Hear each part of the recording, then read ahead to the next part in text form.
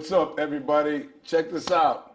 We are in El Paso, Texas, and we're doing an impromptu show. This is Willie Barcena's drop-in, and I didn't know that we were gonna leave LA this early. So me and the guys, we just put something together, but I didn't want to let my fans down and say, "Oh, you didn't do one, you skipped it, or you're not responsible." But we're gonna do one. And I'm in El Paso, Texas, and I thought, okay, I want to interview somebody that has a connection, somebody that knows, who would know better about Texas than a man who was a Border Patrol agent and was, and the gentleman is right here, okay, Lorenzo Hernandez, right? Lorenzo Hernandez, nice to meet you. Lorenzo. Lorenzo. I don't know. Lorenzo's cool. Lorenzo's fine. Lorenzo's cool, but Lorenzo sounds sexy, bro. Do it. You know what I mean? I think if you tell a woman, like, what's your name? And then you say, Lencho, right? You're like, everybody be like, what's your name? Lorenzo. Lorenzo just sounds horny, bro. Lorenzo. Lencho sounds like, pues tengo que ir a trabajar, that. I'm a boy, Lencho. Lorenzo, I don't know, I've been confused with the gardener. No, don't you like Lorenzo, bro? Yeah, I do. Lorenzo, was that your dad's name? That was my dad's name, but my dad's middle name was Samuel, so they called him Sammy. Okay. Me, Lorenzo, or Lencho. But did you get along with your dad? Oh, yeah. But he didn't like Lorenzo? For some reason, my grandmother called him Sammy, so Sammy stuck with him. That's crazy because I think of Lorenzo Lamas, the actor. The guy with the long hair? Yeah, and with his dad. Wasn't that Junior? I believe there was Lorenzo Lamas Jr. and then Senior. Dad, I might be wrong, man. But I don't know, those dudes are like, these are Lorenzo Lamas. But we got Lencho here, all right, along with Memo. Okay, no, I don't know, because I was uncles that used to call me that. Anyway, okay, Guillermo. yeah. I'm the same way, bro. I was in school, there was like 5 of us with the same name. And anyways, man, this is such a long story. But we're right here. Listen, brother, I want to tell the audience a little bit about you. So you worked Border Patrol, how many years? I did. I started in 1988, as a matter of fact. Total number of years, 30, plus 1 in the books. So I counted as 31 years. 31 years. So, but you guys are like police officers, right? You guys are able to retire after 25, right? Or 20? Yeah, after 20 years. After 20. So every year, do they entice you guys like they do in the military? Like, hey, if you stay 1 more year, we'll give you $20 more and more life insurance and that kind of thing. Do they do that? Actually, a lot of they don't. Are you like you're ready to leave or no? No. Yes, a lot of the people are ready to leave. It's not that they're dissatisfied with the organization. They're tired, man. They're chasing people. They're getting the bad guys. They're getting the dope off the streets and so on and so forth. And it takes a toll on you, your body, your family life and stuff. So they're dying to get to that retirement age and then retire and live happily ever after, doing another job or whatever the case may be. Or like in my case, raising 2 grandkids. Okay, so would you say it's a mental, this might be the wrong word, and if it is, please excuse me, because I don't know, is it a mental burnout, would you say? Because I know a lot of police officers don't like to use the word burnout because that indicates that you're weak. But is it a burnout? It's not a burnout. No? I would call it a frustration. Because man, you go into work and you try to accomplish so much, and then the next day it's all there for you to take over again and do. Because you guys are like barbers, criminals. Yeah. They're always going to be there, and people are always going to get haircuts. Exactly. Yeah. You know what I mean? Like it's always gonna be there. I think that's the reason you guys are needed, because crime is never going to leave. No, it won't. And, a lot of folks say that we stereotype quite a bit, and it's not so much that we're stereotyping. We're guiding in on the criminal element, to keep it, keep. No, what's the word they use? Not a stereotype. What's the word? Profiling. Profiling. Right? Yeah. They say you profile. Listen, I've always thought it was me as a civilian, and I'm in the middle of like, am I cop or pro cop? I would lean towards pro cop because I know there's bad apples. Sure. And I've always said this: the bad apples got to be taken care of. if they did something that's dirty where they hurt innocent people, then they should be put. But you can't paint everybody with the same brush, right? Because there is police officers that care. Absolutely. But so you say frustration, and I can see it, right? Like border patrol, right? Like you go grab, you round up 10 Mexicans, and the next day you go, oh, here's another 10, right? It's a revolving door. So it's like, did you ever catch a Mexican? Did you ever catch someone sneaking in and you go, I got one, and then you go, man, there's another one. Another one. Then you tell them, all right, ¿cuántos? And then they're like, and then aquí. And believe it or not, they start popping out of the brush. Yeah. I worked in Harlingen. Did you ever just say Texas. was there ever a day where you're like, you had a date that night, right? And then you just go like, all right, you're like, okay, I didn't see him. Let's pa allá, cabrón. You ever have a day where you're like, come on, bro, because that's a long report. Exactly. As much as I wanted to, I never did. And I tell you this, I still remember this day vividly.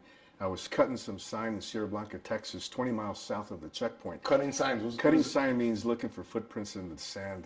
Okay. For those of you who aren't like us, street police officers, cutting signs means looking for footprints. That's how we call it. You guys might call it something else, but that's what we call it. Sign cutting. So we're cutting signs. We're cutting sign, and it was my daughter's birthday that day. Okay. I had to get home, man. It was your daughter's birthday, and you found some tracks. I found some tracks. And then what did you do? You kicked it, so you're like. As much as I wanted to brush them out. I don't see shit. As much as I wanted. No veo nada. No vi nada. No vi nada. As much as I wanted to brush them out, I never did. I took out that roll of toilet paper, wrapped it around a branch, and boom, hit the sign and start cutting. And go. Wait, I lost you. I didn't lose you. Maybe the civilians there. Sure. Tell them what we did with toilet paper. There's two uses out in the field for us. Either you use it when you go, right? You gotta go. Or you take a swab of that toilet paper and you wrap it around a branch to show the agents coming behind you where it is that you're guiding on. Oh, so like that. It's kind of like that. What's leaving that? popcorn on the trail. No. But what's that fairy tale from when we were kids? Hansel and Gretel, right? You guys, yeah. Okay. But we use toilet paper. I bet the paisas coming over think like, man, these guys are nice, man. They care that we wipe our ass. I bet they don't care. They're like, están pensando nosotros. It's biodegradable. We were thinking of the environment, trying to be nice. But yeah, as much as I wanted to, never did. Just started on that sign, made those cuts, and. So check this out, people. Cutting signs, and then toilet paper. Do they still use this thing today? Because you would think with all the technology America has, we're down to toilet paper. Do you know what I mean? I'll tell you. Like we have drones, man. We have like all kinds of. We got cameras. We got all kinds of technical. What did you use? Sergeant Hernandez. Oh, toilet paper. Good job, son. Good job. So you didn't forget it, right? No. I got an 18 pack in the car. Oh man. So okay, so you put the toilet paper. It's your daughter's birthday, and you went ahead and rounded these guys up. Yeah, we ended up rounding them up. And they were dopers, backpackers. Hey, the dopers.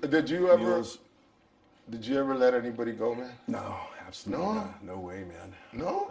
Never. Why do you think I spent 31 years in the patrol? But did they ever look in your eyes, man? Like with those eyes and like Puss in Boots, the cat where he's like looking all sad and he's like, come on, tú eres mexicano, yo soy mexicano, déjanos ir. Not the dopers. Not the dopers. No, I'm talking about the regular guy. So I've got it. Bro, as a human being, I know that you're human, and it had to touch your heart, bro. I know you're a tough guy. You had a gun, bad motherfucker, but it had to touch your heart. So let me tell you a story. I'll tell you something that's going to come back to this. All right.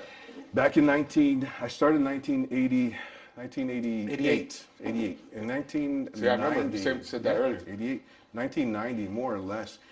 Working in Harlingen, Texas. I spent 5 years there.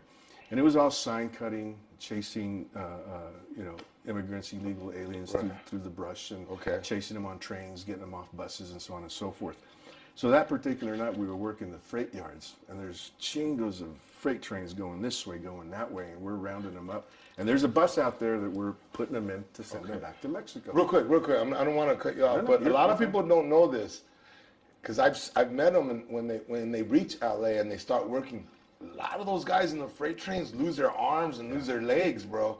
Right? I don't know for those a lot of people that really don't know the risk that immigrants take, which, I kind of feel guilty because, I snuck in and then here you are. Right. But, yeah, man, that is a chance they take, right? What do? Do they hang on under the train too? Well, it depends. Do they duck? If the trains are pulled over to the side, they'll jump in the gondolas and they'll hide in there till the train takes off. Okay. Or they'll wait and hide in the brush until the train starts taking off, and they'll run next to it and jump on.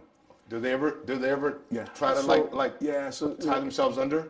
No, what they do is on a grain hopper, there's some wheel wells that are pretty deep, and they've got ledges around the sides. Oh, okay. So they'll go climb inside on top of the wheel on those ledges and hang on until it takes off. So that's a big risk that they're willing to take, I've seen it. I've seen the bodies out on the side, they get knocked off. You've seen dead bodies, bodies that didn't make it? Oh, yeah. Man, that's it's a sad thing to see. How do you listen? Me in comedy, I see dead bodies, because like when I suck on stage, I can see somebody says, I killed them with my terrible joke, and I get sad. Honestly, I get sad. I'll go home and I'll be like, man, fuck, I'm an entertainer. I didn't make anybody laugh. I had a bad show, and I will get, I will feel the effects of it. But okay, I'm a comedian, but this is another level, man. You're seeing dead bodies, man. How do you? Okay, two-part question. One is, how do you cope with it? Is my first one, and then here's my second one. My two-part question: how do you disconnect yourself when you get home to your wife and kids, and not let it be part of the dead bodies you just seen? So it's a two-parter. It's tough. In most cases, you go home and you talk to the spouse about it. You actually do? Yeah, the spouse wants to hear what you did. But you don't get into so much detail as to, exactly what you saw, but you discuss it with it. And, you talk about your day, just like anybody else. For you, a night, in the nightclub. For me, a day out in the field. I thought the rule was, and help me out here. I thought the rule was that you don't bring stuff home. You don't So you're saying the opposite of what I always heard was, you don't bring it home because now it affects the way you treat your significant other. So you say you go ahead and whatever.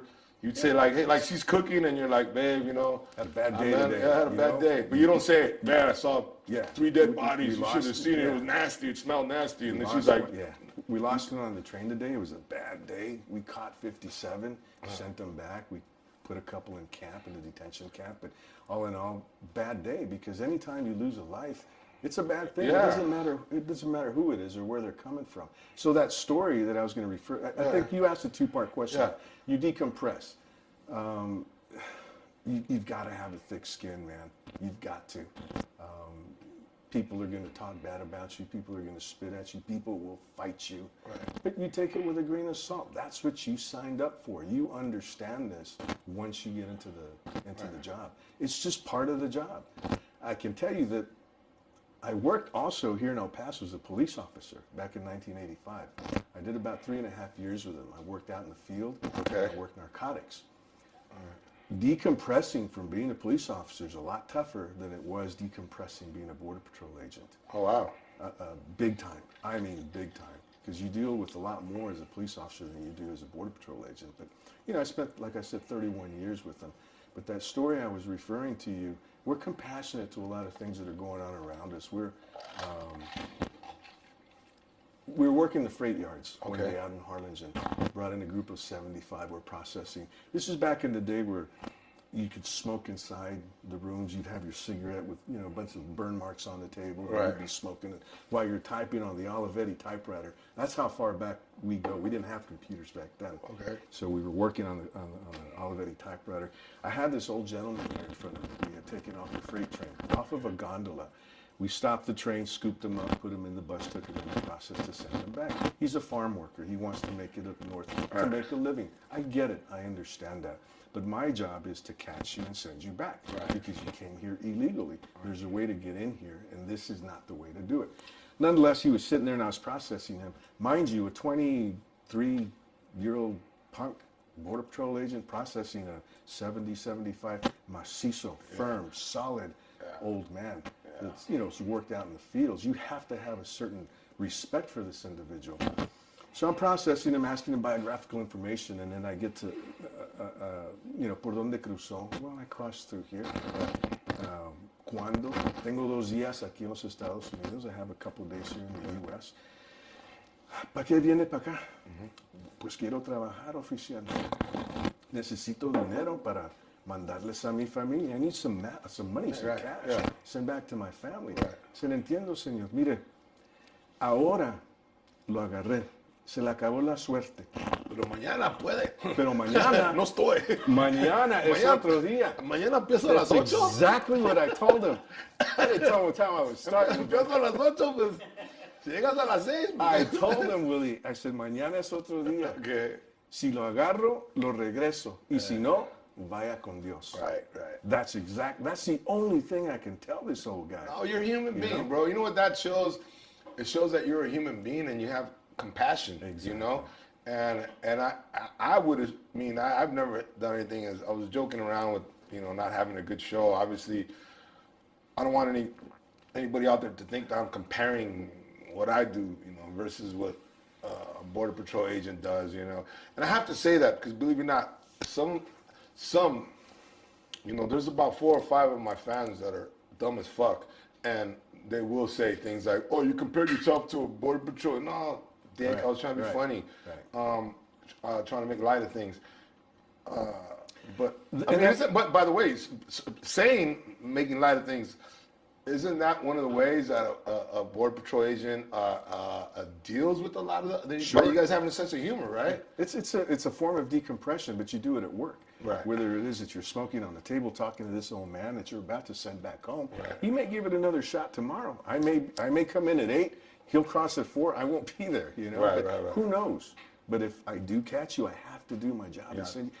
It's I hate to call it a game, but it's because it's not a game. It's real life situations out there, but shit happens. It is. You know what? I think if we do look at life, like and let me know what you think about this, Lencho. If we It's Lorenzo. Okay. Ay, güey. Lorenzo. ¿Cómo has cambiado? All right.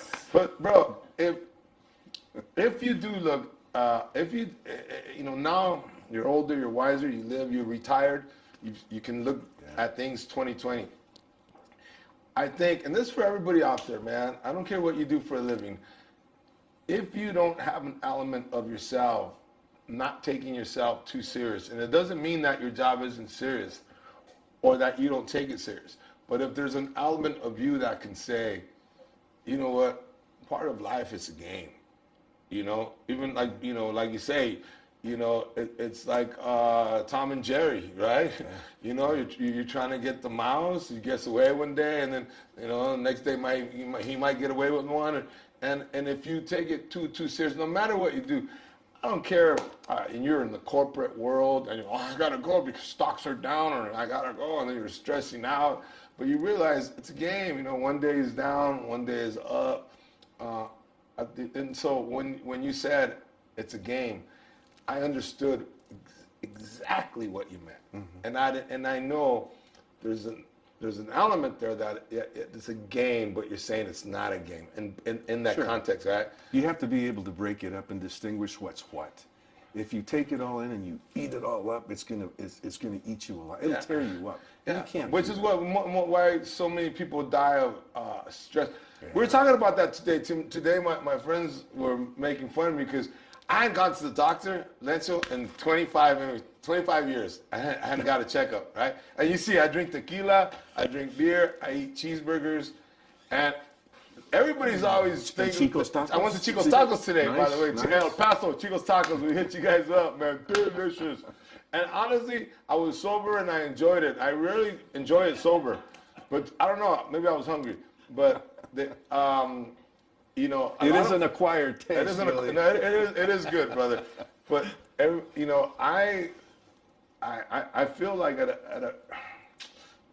I think I got it earlier. I caught this earlier than other humans get it, where I understood that life's a game, and that kept me from being so tightly wound, Yeah. you know, because there was a point where I was very tightly wound about life.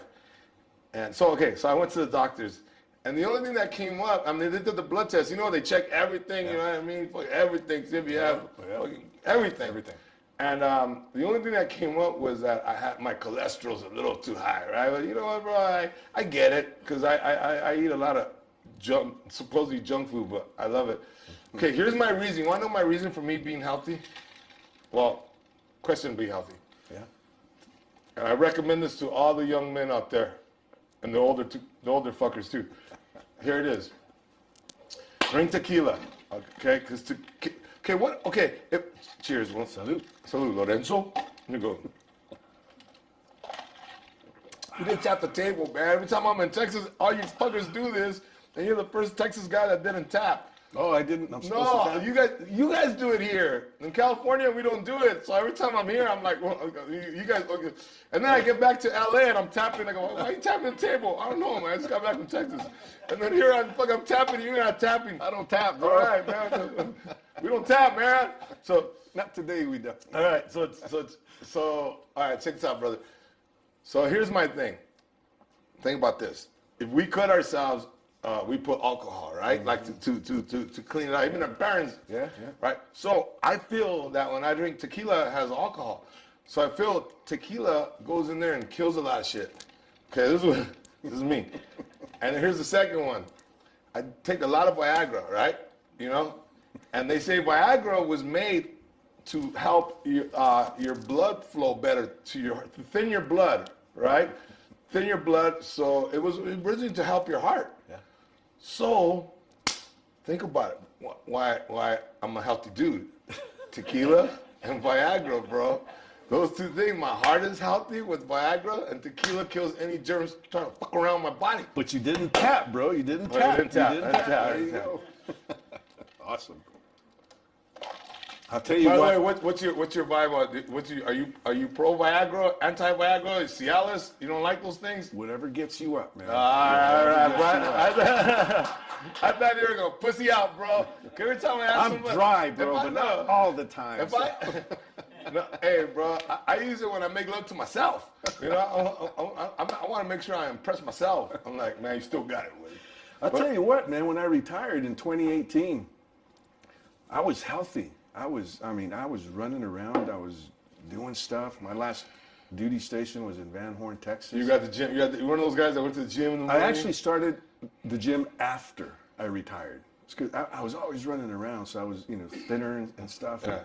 as soon as I retired, I went to the doctor. Everything went to shit, man. Why? Because you stopped going to the gym? 'Cause No, you I stopped- stopped doing stuff. Oh yeah, And all of a that's sudden, my body says, you gotta go, bro, you gotta go. But no, I wanna sit and relax. no, yeah. And everything goes to shit. Well, they say people that retire die within 6 months to 2 years. So friends of I'm mine. past that Okay, threshold. no, I'm no, past no. that threshold. So. I tell buddies of mine who retire, Lencho, I tell them, get into something, dude. Even like tennis. I don't play tennis. Go take some fucking lessons. something. Dude, have your, do something, right? So my other half says, you know what? You need to get your ass off the couch. And Attaboy. I spent about a year just click, click, click, click. Yeah. I guess decompressing. I don't know. Call it whatever you want to call Depression, bro. it. Something. I want to call it what it is. It's called depression. Depression. When you're on the couch like this, bro, that's not called decompressing, man. It's been like, oh man, my life's over. I used to be a border patrol. Now look at me, I'm sitting here, fucking my underwears. What the fuck happened to me? I used to be Lorenzo. No, I'm Lencho. Lencho for hire. So okay, so what did you do, brother? What No, did you do? I got up. I invested very well when I was in the patrol. So Okay. we made some pretty good money. I'm not gonna lie. No, that's It's- great. It's good money. That's what you work for, Okay. And Anyways, And you I went did? and bought a property and started remodeling and got back into the gym, and the gym. yeah. But actually, The gym. I've had That's big. five surgeries since I've retired. For what? 4 on my ankle, 1 on my shoulder. Everything that's broken, I'm repairing. But that's normal shit. Yeah, that's bro. normal That's stuff. normal. We get older, So that was man. that was You wear know. and tear type stuff. And Yeah. I got it fixed. I'm still limping around a little bit, but I'm still on the go now. So Yeah, your dick still works, bro? it's fine. All right, that's all. That's all you need, bro. Your dick works. Fucking everything else is fucking. It's all right. We got your lady here, man. You got thumbs up? She said yes, bro. She said yes. Thank you. No, brother. I'm glad. That's a great outlook. Let me ask you, man. Was there ever a time, you know, you're retired now, bro, so it's up to you. Was there ever a time that you caught some guys? Let's say there's two guys, right? You're in the middle of nowhere, right? Right. Because I know the drugs are coming in, but did you ever catch? Did you ever see a bag of money? Yes, but at the checkpoint, not out in the field. Oh, at the checkpoint? Yeah, Too many people around. Huh? Too many Fuck. people around. I know, man. I think it'd be so hard to be Too many people and too many cameras. Yeah. The angle is just, you can't get it right. You know, I think it'd be so much harder to have honest border patrols because the drugs come in, the money leaves, right? It'd be so much harder if the money was coming in, the drugs like that. That'd be like, That'd be fuck. awesome. Yeah. Look, motherfucker. No, you ain't gonna tell nobody. No, believe it or not, I mean, every agency, Border Patrol, police, sheriff, whatever, you're going to have bad apples like we were talking about earlier. But you guys, You're going to have that. But what happened? No, you guys are We are the front you're the line. front line. Yeah. So I would think that, man, for them to tempt you, Oh, yeah. tempt you, it must be, you know, like, you know, let's say you have a border patrol guy that's 20, let's say 27 years old. He's got a baby, right? Another one on the way. Just bought a house, you know. Now he's thinking like, oh shit, I got to make these payments. Bought a car, and I don't know. I've always thought about that because I was really close to being a cop, man. But this why I ended up being a comedian. Yeah, long story. You don't hear. Thank God. Yeah. But all my buddies are, a lot of my buddies are coppers. A lot of my buddies are coppers. A lot of them, you know, did the other thing. But for me, I don't know, man. Yeah, it's pretty. Did you ever get tempted? Is what I'm trying to say. No, I never did. No? I've never been placed in that situation before. Thank goodness I haven't. Did you ever have a partner where he was like, "Come on, Lencho, fuck, no one's here." Not so much a partner, but You never had a situation like that? I saw it around me. You don't have a choice but to do what you need to do. It's either your ass or theirs, and they're not. Because everybody goes down. Everybody goes down, and I'm not going down for your stupidity. 99.9% of the people that are in here are good people. Okay. Hardworking people, honest. You talk about border patrol agents. Border Patrol agents Yes. is specific. They're hard workers. They're very sympathetic to what's going on around us. Right. They're not sympathetic to the stupid policies that we have going on right now because it's messing things up big time. Yeah. I've never seen it like this, and I don't want to change the subject or anything. No. I want to hear about But I this. tell you what. Tell me of a particular policy that you think is like, it's just blatantly a stupid policy. Well, you know, the policy of parole into the United States is out and working very well under certain circumstances. Most of the people that are being paroled into the United States do not meet the qualifications of what we call an individual who is in distress in their own country for political or other reasons. Right.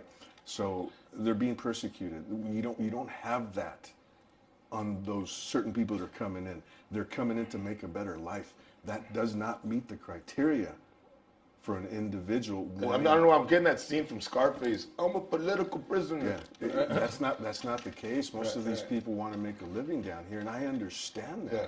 But what about those good, hardworking, honest people that did come into the U.S. from other countries And had to follow paperwork. Exactly, and they had to wait. You know, they waited in line to get into the U.S. Yeah, it costs money, unfortunately, but look, what you're paying to pay a smuggler $5,000, $10,000, $15,000, $20,000, you can invest in getting into the United States somehow, some way, if you do it the right way. Right. You know, there's a process that they have to go through. My grandparents did the same thing. You know, my grandfather was in one of the world wars. My grandmother was from Mexico. So I respect the fact that, hey, these immigrants are coming into the United States to want to make a living, a life for themselves. But you've got to do it the right way. See, here's my view on this, and I know we're gonna differ with this, and I would love to hear your point. This is my thing. and I'm not being biased because I'm Mexican. I'm not being biased because I snuck in fair and square. I look at it this way. Okay, Texas, Arizona, New Mexico, California, all used to be Mexico, right? Sure. Right? We can agree with that. Sure. Okay. Now, a lot of the people that own property along these states, they own Mexicans, own property. They had paperwork, but when it was taken over, they were like, we don't give a fuck. No, here's my paperwork for my house, for my mansion. No, they weren't all fucking, farmers. They were legitimate business people. Mm-hmm. And they told them, we don't give a fuck. Get out of here. It's not your house. Smith saw your house first, so it's Smith owns your house. Who saw his house first? Smith. Smith owns it. So, okay. So I get it. I get it about coming here illegal. But I believe, man, out of any race, and I don't care, Honduras, El Salvador, respect, Argentina, sure, wherever, I think there should be some type, an agreement, like a different type, with Mexicans, because they say, oh yeah, too many Mexicans are here illegally. Let's go to Beverly Hills. I'll take you to Beverly Hills. We'll go to Beverly Hills. We'll drive all through Beverly Hills. Every gardener there, Mexicano, bro. Every gardener. Take you to all the rich neighborhoods. Yeah. I'll take you to San Marino, Pasadena, nannies. There's nannies. They're all Mexicanas. Mm-hmm. They're not legal, bro. They're not legal, man. So, okay. So I know I'm being a little biased here, but I always feel that there should be, and again, all respect to all the people from all the other countries, Central America, South America, but I believe anybody should have some special agreement with America. It should be Mexican citizens, man. That's my take on it. So because I know that in the last few years, there's Russians coming in. I bet, did you start catching people that were from other countries other than Mexico more than the Mexican Americans in the last few years before you signed off? Yeah, we did back in back in 1995, more or less, is when the influx of what you called, other than Mexicans, OTMs is the expression. Oh, that's what they're called, OTMs? Yeah, OTMs. That's what we call them at the station. OTMs. And when we catch one of those non-Mexicans, we just say, what you got? OTM. So, that's what we do. And a term, it's not a derogatory. It's not derogatory. We're not trying to be mean, term. OTMs. But another term that we use, exotics. You're exotic. You're exotic. From that's what you call an ugly chick. You don't want to call her ugly. You go something like that. Am I ugly? No, you're not ugly. You're exotic. Other than South and Central Americans, that's what we call you. Okay, exotics. Others. Yeah. But anyways, where was that? You were like your last couple of years. You had more. There was an you had more OTMs. Yeah, coming in. Look, and I don't bash anybody for wanting to do or make a better life for themselves. There's a way to do it. All right. A lot of these people are not doing it that way. They just do not meet the criteria to be in the United States legally. Period. That's what the law says. But if there's anyone that I'd love to come into the U.S. to help us out and do whatever we need to do here to make the U.S. better, is a Mexican national. The hardest working people in the world. I'll tell you. We're gonna get a lot of flack from Guatemala, Honduras, El Salvador. I get that. We're gonna get a lot of flack. Well, I understand that, but don't get me wrong. They are hard workers too. But I'm a little biased because my mom when she got here as an illegal. But okay, I say this on stage joking, but I'm not joking. Like we were creative the way we got in, and I hate to say it, man. It won't surprise me. Okay, we got very creative, and then not me. We did things the right way. In case people, we did paperwork, but I heard some people, not me. We did paperwork and everything, and from what I heard from a friend of mine, that he got his mom to pay a lawyer and bought my friends nice clothes and they got nice haircuts and they said they were going to Disneyland. And from what I heard from, not me, from my cousins, or friends. They're not even cousins. I An don't acquaintance. even know where these people are. An acquaintance. I don't even know where they are anymore. But they, that's how they got in, you know. But I heard that my friend's mom, when she got here, she went to school right away. She was cleaning houses, went to school. After 5-6 years, became an insurance agent, believe it or not. And I heard she took her sons to Europe. You know, that's what I heard. Took them to Australia. You know, after 6-7 years of being here, there's this immigrant lady, and for most part, from my buddies and Chicanos, Mexican Americans, paisas that came in, you know, Mexicanos, there's a lot of those stories. Do you know what I mean? Where the kids did well because the parents used themselves as a stepping stone. Well, I don't mean to be biased, but yes, a lot of the immigrant stories that I deal with happen to be Mexican American. It's funny, here I am talking to a Border Patrol guy who's retired, by the way, saying that you feel a certain way about the Mexican American coming here. I mean, The Mexican the national. Mexican Yeah. national. I never heard that term, Mexican national. You know, I heard the other ones. Yeah, there's some fuckers. There's some pretty bad. There's some You pretty know which bad one terms. you guys use? There's some pretty bad terms out there, but When I got here from Mexico, I heard because I didn't even speak English, right? I remember I heard wetback. Oh, wetback. What the fuck is wetback? Look, I had to ask, like, there was no rivers. yeah, back when I came in, they used to use those terms. You know, Yeah. few and far between, but those terms were used. Little by little, we got away from it. It serves no purpose for anybody. It doesn't make anybody feel good. Well, some people it does, I guess, but Okay, all you not, mojados. yeah, not everybody. Okay, all you mojados. Ven pa' aquí. But we had an old guy in Harlingen, Texas. I'm not going to name any names, but he'd be processing and he'd be asking him biographical information. He'd be asking him, ¿Cómo me llamo? He'd be processing him. Was the guy, the kid sitting there like, what? Pues I don't know. No sé. But ¿Cómo me llamo? No sé, oficial. He's trying to ask him, what's your name? But he's telling him, ¿Cómo me llamo? Pues no sé, oficial. That's He's screaming hilarious. and screaming and screaming. ¿Cómo me llamo? Pues no sé, oficial. The kid started crying. And get back in the cell. We'll process you here in a little bit. I love those old good old boys, And bro. I told him, I said, hey, I'm making up a name. Hey, Chuck, do you know what you were asking him, bro? Right. You're not asking him his name. No, bro, you're asking him to tell you what your name is. He doesn't know your name, dude. That's funny. And he's fucking smacking them. ¿Cómo me llamo? No sé. This is a 25, 30-year-old veteran, man, asking that question. Come on, dude. You should know how to ask that, you know. But Listen, man, to say that law enforcement is a perfect world, it isn't. All right, so I'm not gonna sit here. Obviously, I'm pro cop. We need police officers. For those of you who say we don't need police officers, man, get the fuck out of here. But I've been stopped by that cop. As a matter of fact, I got in Texas, I got stopped by one of those. What's their CHP? They're troopers. DPS troopers. They're troopers, right? Okay, I got stopped by a trooper somewhere in Texas in the long highway, and I got it. I love how they you know, I love when they. To me, it was funny because I said, "Fuck, this is like a movie." They were going, "Hey, amigo," right?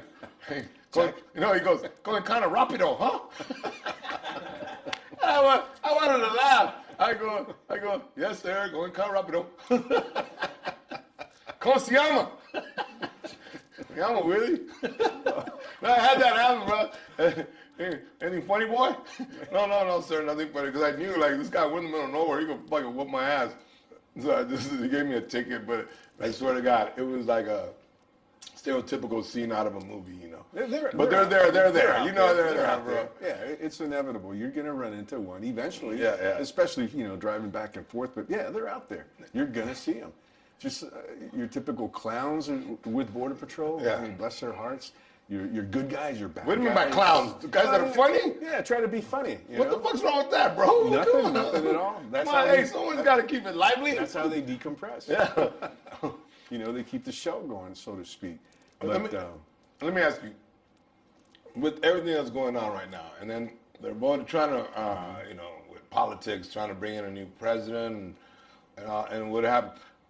I mean, first of all, I want to get your point of view. What would you do if Lencho, if you had the ability to create a law, or whether it's build the wall, whether it's, I know what I would do if I had the opportunity, if it was my decision to guard the border. And I'm just a regular dude, but I tell you what I would do to make it better. Now, you tell me what you feel should be done to create a healthy border where people aren't coming. And by the way, and isn't Mexico part of the problem? Maybe because they have to get in through Mexico to get here. Like, it feels like Mexico is not helping out. Right? No. Like, that's... You're absolutely right. So it's such a complicated issue because you've got so many countries diving in to make the problem the nucleus of what it already is. In my perfect world, not so much. No, what would you do? Not so much a law, but in my perfect world, Border Patrol works, man. I don't know what their manpower is currently. I can tell you this statistic: over 50% of Border Patrol is Hispanic or of Mexican descent. Hispanic. So I think that's why so many people get in. And that's a good thing. And Because we're Latinos, we're like... Pásale. Where you from? But I'm fucking around, bro. I'm no disrespect to hardworking Border Patrol, Latino. I don't want to taint you guys. I'm joking, man. Respect. Remember, thick skin, grain of salt. It's all good. So tell me. Exactly. My perfect what would your... Equip the Border Patrol with the manpower, the infrastructure, and the technology, and the wall to secure the border. The rest will take care of itself. The laws in the books, they're not perfect, but they're working if you put them into play. What we have now are a bunch of people running the government. They're turning it upside down and inside out. It's going to hurt us eventually. It's coming. It's not a matter of if, but when. And because I know it's hard to get in, because now they get in, as you guys are arresting them, they're like, I identify as an American. Oh, fuck, you okay, get in? I mean, Willie, it's bad. Yeah. The situation's bad. There's like, our leadership is like a bad football coach, right? Like we keep losing. Next year. We're not winning. We're not winning. Okay. We're losing this battle big time. And look, I'm not here to bash the people that are trying to come in. I've said that time and time again. I'm not trying to bash them, but there's a way to do that. Right. Go about it the right way or just stay out. We'll figure out another way to help you where you come from. Look, in Nicaragua, open source reports are saying right now that Nicaragua crime is down. Because? They're all here. Oh, shit. No, that's not good. I don't feel safe. I was like, I thought you were going to tell me, like, hey, Nicaragua changed their fucking formula around. No, they're all here. They're all here. Fuck. I mean, look, let's not sugarcoat it. Let's call it what it is. It's. But see, I hate when a criminal, like from Nicaragua, El Salvador, no matter who, Honduras, no matter who they arrest in the news, everybody just says in their mind, oh, it's a Mexican illegal. Right. They never go out of their way to say, Not so much now, I don't think. Okay. I watch the news quite a bit, all the channels to kind of bring it into focus and bring it in, rein it in. But Fox a little more. Yeah, Fox a lot more. But yeah, I watch a little CNN. I like that you keep it real, bro. I would say I'm 50-50, and it is to watch the bullshit from both sides. Yeah, and also exactly. I know that they both have good things to say, but I would lean there's a little more bullshit on the CNN side. I would lean that way, and I'm not a Republican, bro, but I bullshit is bullshit, right?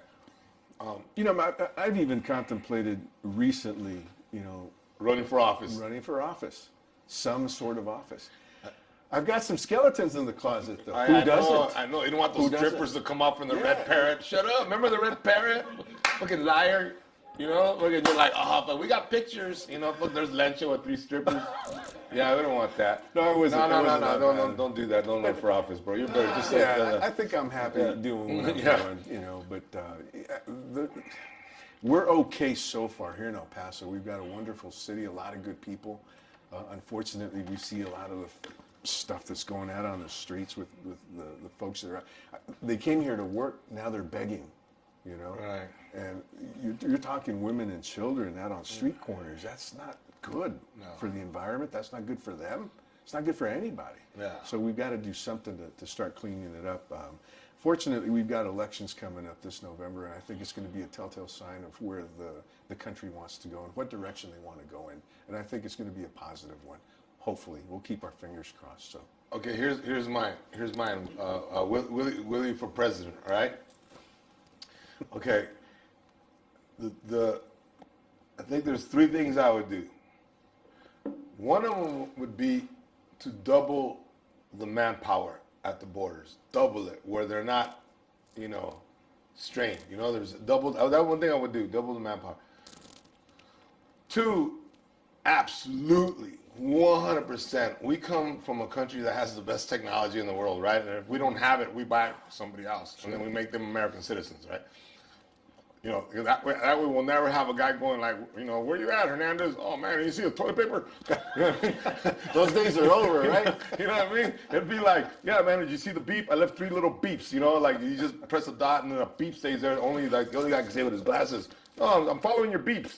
You see like little beeps drop like little lights, like some crazy technology, like the best tech. So I would improve manpower. I would improve technology, definitely. So those 2 things.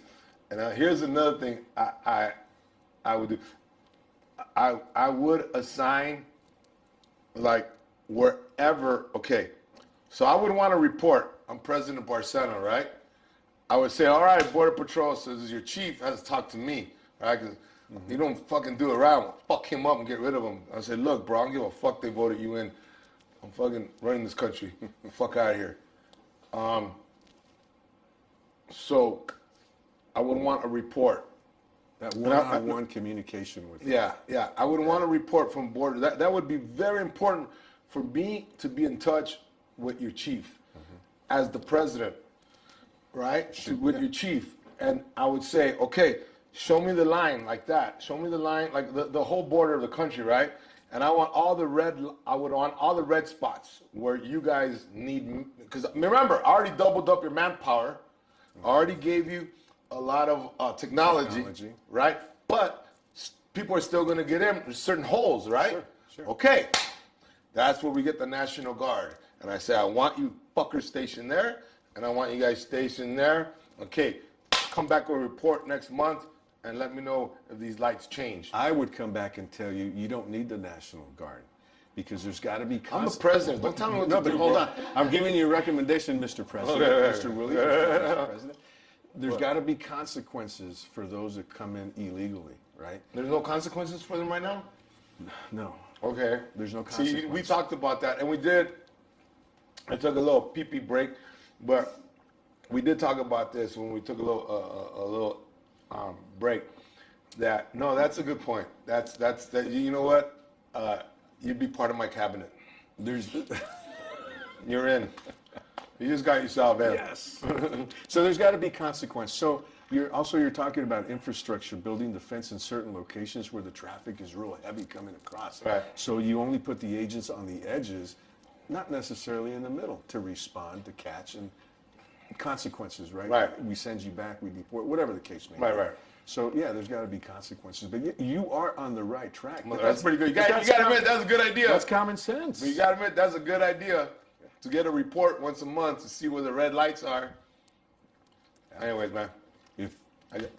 Absolutely, right on, spot on. No, well, listen, brother. I appreciate you immensely because you did this interview without really knowing what you were going to get into, and you could have said, "I'll do this interview with this dude," like try to embarrass me or try to talk shit about Border Patrol, and we have a mutual friend, and I'm sure he told you, all right, it's just a guy that wants to kind of know more, and also get people in America. You gave them a little closer look, of what you went through. 30 years, that's 3 decades. of dealing with immigration, man. Yeah. And Well, I can tell you. I like that you're optimistic, but you're not. It's like a yin and yang. You're like, we're losing the war, we're losing that battle, but you're saying, hey, I hope with this next election. You've got to always have that hope, man, that things are going to turn around for the better, because I'm not saying it for myself. I'm saying it for my grandkids. I'm saying it for your kids. Yeah. I'm saying it for significant others, Yeah. Let's make this place a better place, but we can't do it unless we start doing something now. Yeah, I go back over 30 years and almost 3.5 with PD. So, I spent a couple years ago, I spent over half my life in law enforcement. That's all I know. Right. I don't have a college degree. I'm almost done with it. I didn't finish going to UTEP because I chose to Look, start working. bro, I'm going to tell you something. Your college degree, don't worry about it, bro. You're going to get it. 2 years later, you're going to die. Who gives a fuck? Don't get it, bro. What? Right? You lived your life. Get that money that you put into college. Take your beautiful lady. Go to Europe. Get her what do they have like the male dancers? Get her a Chippendale dancer for you, so she gets home. Take her Viagra. Fucking go to town, bro. You know what, bro? You know what? On that note, I never. No, listen, bro. I'm busting balls, man. I'm busting balls. I'm proud of you, bro. That to me, like I could see, man, where I went to school 1 year. I went to junior college 1 year, and it was just to take criminal justice classes because I wanted to be a cop, right? And then I got arrested, and so I don't know if I would ever want to say like, oh fuck, I'm gonna fetch my degree, But I tell you what, I got bashed for that years ago. I was a Border Patrol agent. I've worked in places in Washington, D.C. But fuck those guys, man. But hear me out here. Hear me out here. So discrimination comes in all colors and I mean in all shapes and sizes. So one of them was your degree. Well, I was in a class where I had done so well that I had gone to a class that they have to nominate you to go to. Okay. An executive leadership program for future executives. Right? Okay. Which you can go and right. Yes, I'm going to nail this. And then you're sitting there with a bunch of people with college degrees and doctorates and saying, well, what do you do? Well, I'm an agent. I'm a supervisor. You won't make it to the top. It's like, what the fuck? Because you didn't have that piece of paper. I didn't have that piece of paper. And this is coming, it doesn't matter who it came from. It came from someone. And it wasn't pleasant. So discrimination is out there. I've been discriminated against, but I don't give a shit. I just keep moving, man. I mean, it doesn't matter to me. I'm going to tell you a story. That I hope you like this, man. And I always fuck this up because I forget whether it was Ford or whether it was Edison. But check this out, man. And one of the guys, researcher guys, whether it was Ford or it was Edison. So they were trying to embarrass this guy, right? Because he's this rich man, and he's they think he's trying to monopolize. I don't know if it was electricity or cars. You see, so I forget which was Edison or Ford. And they take him to court, and they try to embarrass him because he's not a well-studied guy. Now I don't know if it was Ford or Edison. He's a smart guy at Edison, smart guy, obviously, sharp guy, but he didn't have a college degree. So, they took him to court, trying to keep him from what they were thinking monopolizing the system. And again, I don't know if it was Edison or Ford. I fucking read this a long time ago. So the lawyer is asking him questions about the Constitution, right? And asking him all these questions, and every question he can't answer. And he goes, look, I know what you're doing here. I don't have answers to none of these questions, but he goes, if you give me 20 minutes, in the back row, I have like 20 assistants, and I can send them all to go get this answer and come back. Yeah. Which, to me, that puts the degree in perspective. Like, to me, is a human with common sense. Yeah, you don't have to know about everything, but you surround yourself with the best people. Surround with good people. So I think you've done that, man.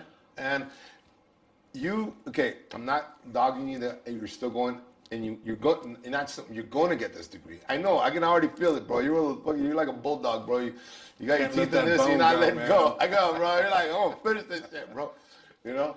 So I'm proud of you for that, man. I just wanted to share that little Well, thank you. little I'm words glad of wisdom with you, brother. And whether you did have a degree, where you didn't have one, and anybody who dogged you for it, man, fuck them. I'll tell you what, Thank you for what exactly. you did, and I Thank you. appreciate you, and thank you for your service, bro. I appreciate it. Thank Thanks, you. Willie. Thanks for appreciate having it. me on board, man. No, thank you, brother. Again, to all my fans out there, look, man, I could have pussied out and said, oh, this week we're not going to do one. Fuck it, man. I said, we're going to figure out a way, and that's life. No matter what happens, man, you know, figure out a fucking way. This table, we couldn't figure out to get a table. And my assistant, one of my assistants back there, can I say your name or no? So John, my buddy Benitez, says, we can't get a table, man. We can't get, and he said, put the table, and he goes, man, this is the table, it's all we got. And I said, bro, don't tell me what we don't got. Let's figure this out. And I got this from Jay Leno, believe it or not. Jay Leno, you know, when I was a young comedian, I was on his show like 10 times. And I remember him, like, he was like a tío to me. Yeah. And I was a young comedian. And he's just a nice guy all the He's way a around, sweet man. guy, bro. But I'm gonna tell you something that stuck. Imagine if I would have had a dad, man. I would have fucking ruled the world. And here's this fucking 5 minutes with this man who was like, I had few mentors, but here I am 5 minutes with this man, and I remember him. He had this trust, man, with me for whatever reason, bro. He had this trust with me, and and we're meeting because he was gonna produce a sitcom for me. So and we were and so I'm waiting in his office, and he comes in, man, and see sides that you don't see Jay, right? He has like a notepad and he just throws it, and I was like, oh shit, he's mad, right? Cause fucking Theo Leno's mad, and he goes, man, he says something like, I can't believe this, man. I got 31 writers out there. Well, whatever, how many writers he had, 18, whatever, how many writers, right? And he goes, all these guys, you know, Willie, they're all telling me what the problem is with the show, what the problems with the show. He goes, I don't want to hear problems. He goes, this is Leno talking to me, right? A young comedian, all fucking scared. He goes, I don't want to hear problems. If you're gonna talk to me, tell me solutions. Yeah. You don't think I don't know all the fucking problems? He goes, I know all the problems. I want to, and that's kind of what, to me, yeah, we had a problem. We're not in the studio. We're in two states away, right? We got Arizona, New Mexico, Texas. You know, far away from the studio. I said, guys, let's figure this shit out. And this is your first podcast away from there. First part, yeah. And we got Lorenzo Hernandez, aka Lencho. It's Lorenzo. Lorenzo. There you go. Lorenzo.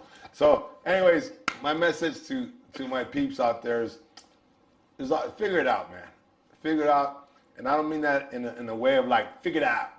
No. I mean that with the heart. Figure it out. Take your time. Make it happen.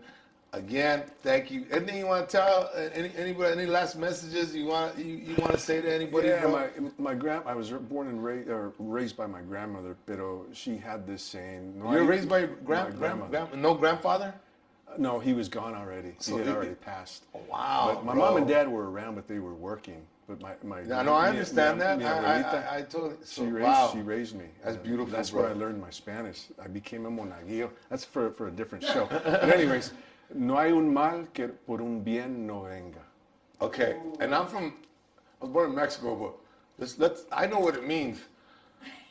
Let's tell them what it means. I know okay. When you translate it into English, there's no hay un mal. no hay un mal. There's if you have something go wrong, there will always be something good to come and replace it. Okay. So Okay, I got it. You know what? I hate that there's a lot of Spanish because I was born over there. And then, you know, nobody's more paisa than me. So when people speak to me in Spanish, sometimes I'll be like, fuck, I should know this, you know? But no, thank you again, bro. Thank you again. Man, all love to all my fans. Special thank you to Lorenzo Hernandez. And you guys, we'll see you again. We'll be our next podcast. Will be next week. See you guys. Love. See you soon.